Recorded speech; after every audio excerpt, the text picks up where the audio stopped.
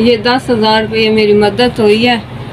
अल्लाह मियाँ मेरे रोज़े में ही मदद हुई है कि मैं अपने दोवां नबीने बच्चों चेक करवाए डॉक्टर कोलों ते हुण भी तो उन पैसा में डॉक्टर ने ऐनक लगाई है। उन्हें वेख्या भाई कि अगर ऐनक नाल ठीक हो गए तो ठीक है, नहीं तो मतलब बात ऑपरेशन का इन्हों का मतलब सोचसा है। थोड़ी मेहरबानी कि तुम मदद करें तो थोड़े पैसों की वजह तो मैं अपने बच्चों का इलाज करवा सकती पई हूँ। मेरे दो बच्चे नबीने ने, एक मैंने घर छोड़ के आई है लेकिन मैं ये छोटे साथ लेके आई हूँ। अल्लाह मियाँ तो कैसे मेरे बच्चे ने डॉक्टर ऐनक दित्तियां न ते ऑपरेशन तो उन्हें दस्या तो चलो मैं तुहानू दुआवां में याद रखे तो मेरी मदद करते रहे।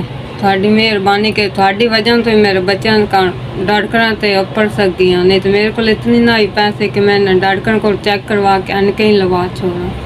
मैं भी बेवा तो मैं अपनी माँ को आँदी हाँ तो वह भी बेवा ही है बेचारी। ना उसको खर्चा से मावा दियाँ दो कोठी भी काम करके साथ अपने घर का खर्चा चलाते हैं।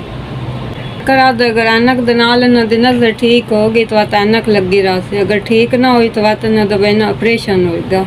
इन्हों दे पर्दे कमज़ोर होना टेस्ट किए तो आखे इन्होंने पर्दे केरे ना भाई वो ज़्यादा कमज़ोर है तो इन्होंने मतलब खुराक केरी वगैरह ताकत वाली चीज़ वो इन्होंने खिलाओ।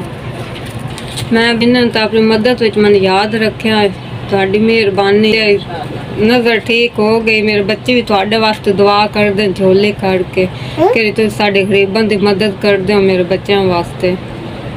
अल्लाह थोड़ा दिता भी कबूल करे। अल्लाह मियाँ थोड़ी जिंदगी देवे नाले थोड़ा ज़्यादा देवे।